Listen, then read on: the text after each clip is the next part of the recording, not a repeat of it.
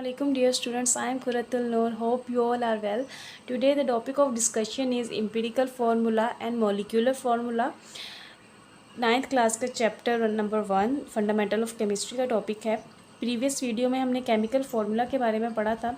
जैसे कि हमने देखा है कि एलिमेंट्स जो से होते हैं, एलिमेंट्स को हम रिप्रेजेंट करते हैं सिंबल से, तो कंपाउंड्स को भी तो इसी तरह किसी तरह हमें रिप्रेजेंट करना होता है ना, तो हम उनको केमिकल फार्मूला से रिप्रेजेंट करते हैं।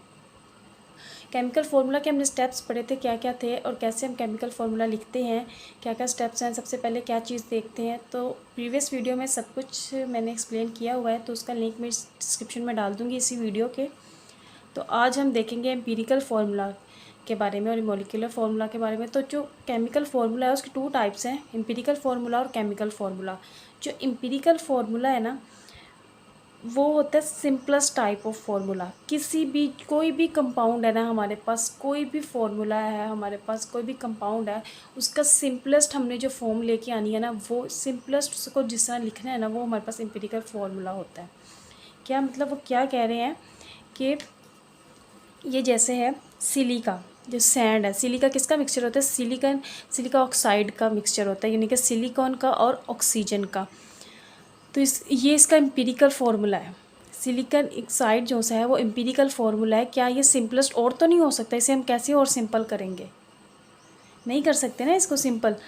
तो इसकी रेशियो आ जाएगी 1:2 आ जाएगी, यानी कि सिलिका 1 है और ऑक्सीजन 2 है, तो इसकी 1:2 आ जाएगी।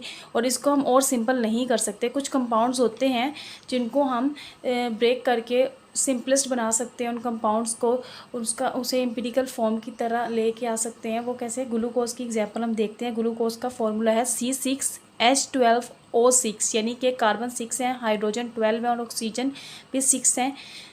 तो ये हमारे पास एम्पिरिकल फार्मूला नहीं है, सॉरी, ये वाला एम्पिरिकल फार्मूला है हमारे पास, जो हम इसका तोड़ के बनाएंगे। अब इसमें से जो लीस्ट नंबर है उससे हम डिवाइड कर देते हैं ना, या उसको हम कॉमन ले लेते हैं।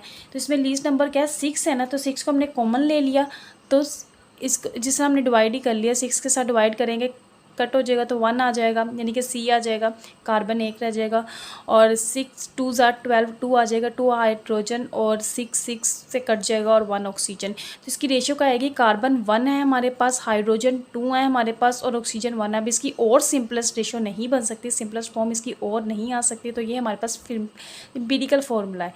ये हमारे पास एम्पिरिकल फार्मूला नहीं होगा। कोई भी कंपाउंड उसको सिंपल हमने जो लेके आना है, सिंपलेस्ट उसकी फॉर्म बनानी है, उसी को हम एम्पिरिकल फार्मूला कहते हैं। क्या डिफाइन क्या कह रहा है? It is the simplest whole number. Simplest whole number ratio होनी चाहिए। ये सिंपलेस्ट होल नंबर रेशियो है ना, सिंपलेस्ट फॉर्म है of atom present in the compound. Simplest ratio हमने लिखनी है किसी भी कंपाउंड की, किसी भी एटम की कंपाउंड के अंदर, ठीक है। ये सिंपलेस्ट रेशियो है हमारे पास।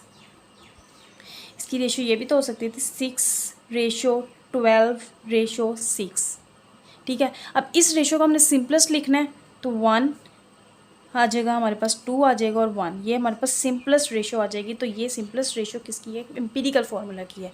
सिंपलेस्ट फॉर्म होती है वो एम्पिरिकल फार्मूला होता है। आई होप अंडरस्टैंड हो गया होगा आप लोगों को। उसके बाद कार्बन डाइऑक्साइड को देख लेते हैं। कार्बन डाइऑक्साइड को और तो हम सिंपलेस्ट नहीं कर सकते ना। कार्बन डाइऑक्साइड तो एम्पिरिकल फार्मूला इसका है, कार्बन डाइऑक्साइड ये एम्पिरिकल फार्मूला है कार्बन डाइऑक्साइड का, तो 1:2 आ जाएगा।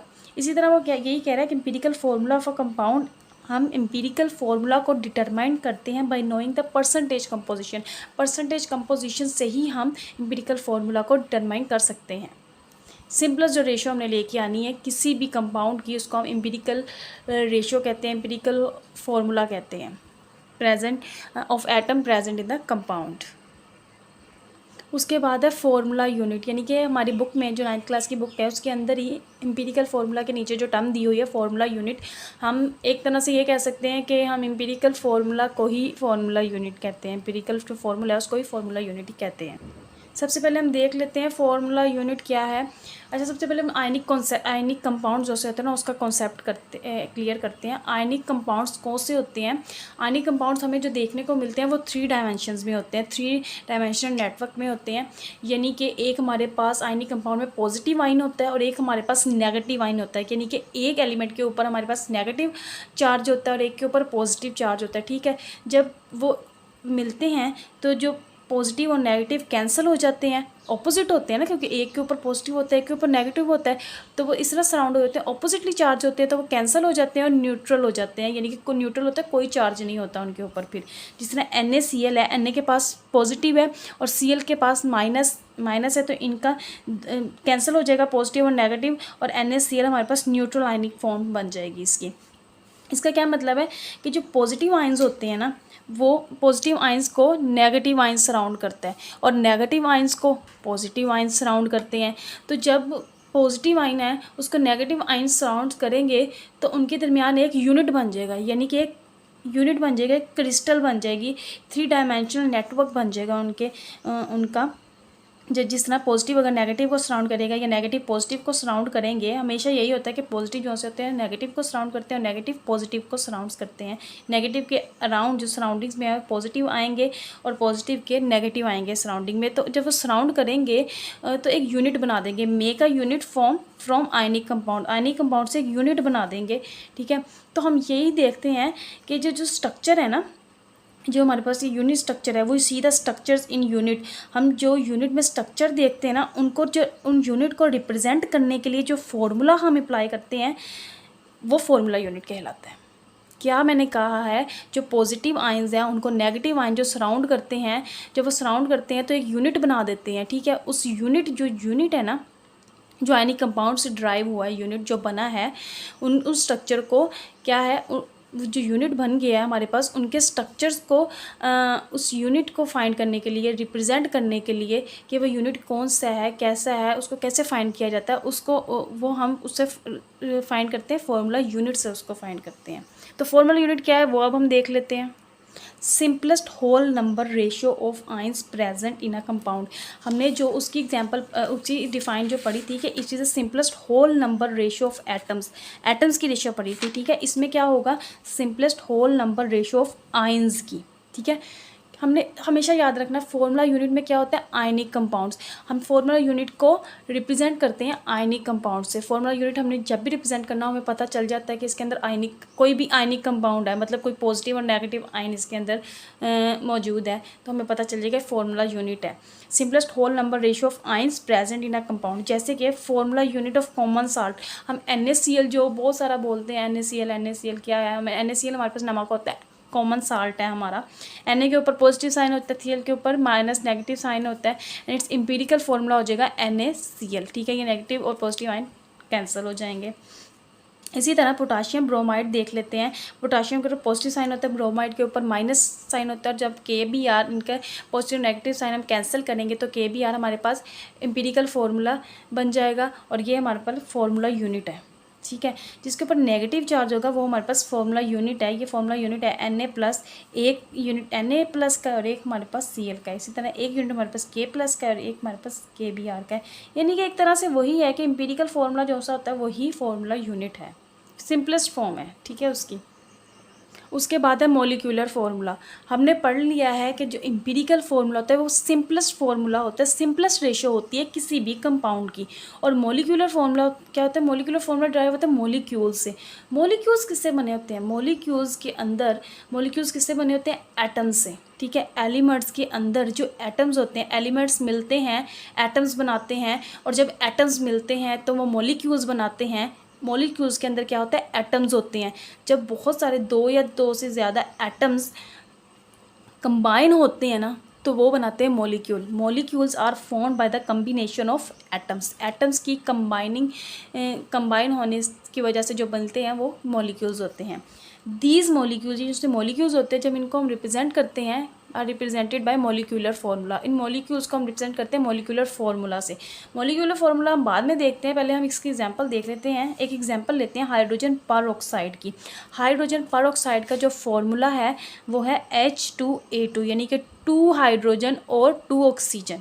यानी इसमें पता है हाइड्रोजन पर ऑक्साइड हम कहीं भी यूज़ करेंगे, इसका फार्मूला कहीं भी यूज़ करेंगे किसी भी रिएक्शन में, तो हमारे पास हमेशा 2 हाइड्रोजन होंगे, 2 ऑक्सीजन होंगे। कभी भी हम 3 हाइड्रोजन या 5 ऑक्सीजन नहीं लेंगे, हमारे पास 2 हाइड्रोजन होंगे और 2 ही ऑक्सीजन होंगे। तो इसकी हम सिंपलेस्ट फॉर्म लिख सकते हैं, बिल्कुल लिख सकते हैं। 2 को कॉमन ले लेते हैं, 2 को कॉमन लिया, एक हाइड्रोजन और एक ऑक्सीजन आ जाएगा ना, तो ये हमारे पास एम्पिरिकल फार्मूला हो जाएगा। और ये जो एक्चुअल जितने इसके एटम्स हैं किसी भी मॉलिक्यूल्स के अंदर जो एक्चुअल नंबर होते हैं ना एटम्स के, ये मॉलिक्यूल है, ठीक है। इसके अंदर ये एटम्स है, हाइड्रोजन और ऑक्सीजन, इसके कितने कितने नंबर हैं, एक्चुअल नंबर ऑफ एटम्स को ही हम मॉलिक्यूलर फार्मूला कहते हैं, ठीक है। ये मॉलिक्यूलर फार्मूला, ये हमारे पास एम्पिरिकल फार्मूला। एक और एग्जांपल ले लेते हैं, समझ आ जाएगी। ग्लूकोज हमारे पास है C6H12O6। अब इसमें हमें इस मॉलिक्यूल के अंदर हमें एक्चुअल नंबर ऑफ एटम्स पता है कि ये सारे एटम्स है, ये 3 एटम्स हैं, ठीक है। 6 हाइड्रोजन है, 12 हाइड्रोजन, 6 कार्बन है, 12 हाइड्रोजन है, ऑक्सीजन 6 है। ये हमारे पास एक्चुअल नंबर है। ग्लूकोज के अंदर कभी भी ज़्यादा ऑक्सीजन नहीं होंगे, 6 ऑक्सीजन ही होंगे, 12 हाइड्रोजन ही होंगे और 6 ही ऑक्सीजन होंगे, 6 कार्बन होंगे, ठीक है। इससे ज़्यादा नहीं होंगे। कार्बन कभी भी 7 नहीं होगा, हाइड्रोजन 13 नहीं हो जाएंगे, ऑक्सीजन 5 नहीं हो जाएगा। जब हम इसकी सिंपलेस्ट रेशो लिखेंगे ना, सिंपलेस्ट इसकी फॉर्म लिखेंगे तो फिर वो एम्पिरिकल फार्मूला हो जाएगा। इसमें 6 कॉमन लेने के बाद रेशो 1 आ जाएगा हमारे पास।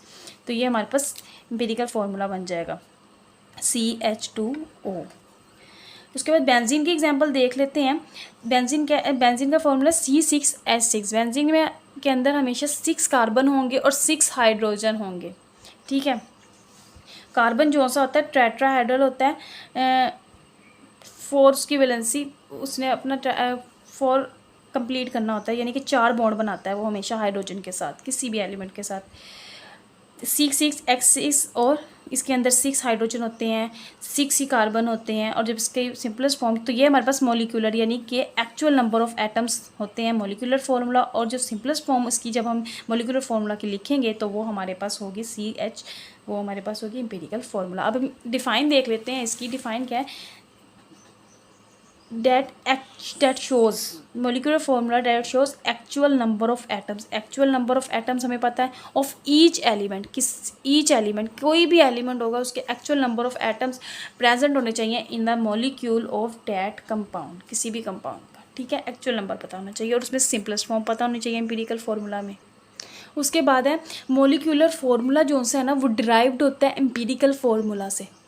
मॉलिक्यूलर फार्मूला को हम ड्राइव करते हैं, निकालते हैं एम्पिरिकल फार्मूला से। कैसे, हमारे पास फार्मूला है molecular formula is equal to empirical formula n, ठीक है। हमें पता है molecular formula is equal to empirical formula के बराबर होता है, ठीक है। और मॉलिक्यूलर फार्मूला को हम ड्राइव करते हैं एम्पिरिकल फार्मूला से। तो इसका क्या है, जो n है ये हमारे पास फार्मूला है molecular formula is equal to empirical formula n, bracket के बाहर जो n है। n क्या होगा, 1 2 3 कोई भी नंबर होगा। अब जिस तरह हम एग्जांपल ले लेते हैं, जिस तरह हम ये बेंजीन है हमारे पास, पीछे हमने पढ़ा ना C6H6, ये हमारे पास बेंजीन है। बेंजीन का फॉर्मूला C6H6, ठीक है। इसकी सिंपलेस्ट फॉर्म लिखेंगे, एम्पिरिकल फार्मूला की फॉर्म में लिखेंगे C6, यानी कि 6 हमने कॉमन ले लिया। जो चीज़ हमने कॉमन ली है ना, तो वो हमारे पास वो हमारा n है। ये n जो है ना, ये हमारे पास कॉमन फॉर्म है। ये हमारे पास होगा तो हम इसी से एम्पिरिकल फार्मूला बना सकते हैं ना। हमें n पता होगा तो हम एम्पिरिकल फार्मूला बना सकते हैं। अब इसको हम मल्टीप्लाई करेंगे कार्बन को 6 को कार्बन के साथ और हाइड्रोजन के साथ, तो कार्बन 1 है और हाइड्रोजन 1 है, 6 1 6 हो जाएगा, 6 1 6, तो 6 कार्बन हो जाएगा, 6 हाइड्रोजन, तो हमारे पास ड्राइव हो जाएगी मॉलिक्यूलर फार्मूला हमारे पास, ठीक हो गया। अगला है, होप कि आप लोगों को समझ आ गई होगी इसकी भी, ये फॉर्मूला सिर्फ याद रखना है। उसके बाद है सम कंपाउंड्स में हैव सेम एम्पिरिकल, कुछ कंपाउंड्स होते हैं जिनके सेम मॉलिक्यूलर फार्मूला होता है, सेम एम्पिरिकल फार्मूला होता है, यानी कि मॉलिक्यूलर फार्मूला को तोड़ के नहीं बनाना पड़ता एम्पिरिकल फार्मूला, हमें खुद ही पता चल जाता है मॉलिक्यूलर फार्मूला भी है और एम्पिरिकल फार्मूला भी इक्वल होते हैं। कैसे, वाटर जो सा है H2O, ये एम्पिरिकल फार्मूला भी और मॉलिक्यूलर फार्मूला भी है, क्योंकि वाटर के अंदर 2 ही हाइड्रोजन होंगे, 1 ऑक्सीजन होगा, ठीक हो गया। और इसकी एम्पिरिकल फार्मूला लिखेंगे तो यही फॉर्म बनेगी, इसे फर्दर हम ब्रेक नहीं कर सकते, सिंपलेस्ट फॉर्म इसकी नहीं बना सकते। हाइड्रोक्लोरिक एसिड है, 1 ही हाइड्रोजन होगा, 1 ही Cl होगा, 1 ही कार्बन डाइऑक्साइड में 1 ही कार्बन होगा और 2 हाइड्रोजन ऑक्सीजन होंगे। इसी तरह हमारे पास सल्फ्यूरिक एसिड है, हमारे पास सल्फ्यूरिक एसिड H2SO4, इसमें 2 हाइड्रोजन होंगे, 1 सल्फर होगा, 4 ऑक्सीजन होंगे, ठीक है। इसको हम फर्दर कर सकते हैं, मगर कहने का मतलब ये कुछ कंपाउंड्स होते हैं जो सेम एम्पिरिकल फार्मूला रखते हैं और सेम ही मॉलिक्यूलर फार्मूला रखते हैं। होप कि आप लोगों को समझ आ गई होगी। कुछ समझ नहीं आई उसके बाद अब आप लोग आराम, तो कमेंट में आप लोग मैसेज कर सकते हैं कमेंट के ज़रिए। तो इसकी एग्जांपल्स अब आप लोगों को ये MCQs में आए तो आप लोग इजीली फाइंड कर सकते हैं मॉलिक्यूलर फार्मूला कौन सा है और एम्पिरिकल फार्मूला कौन सा है। Thank you.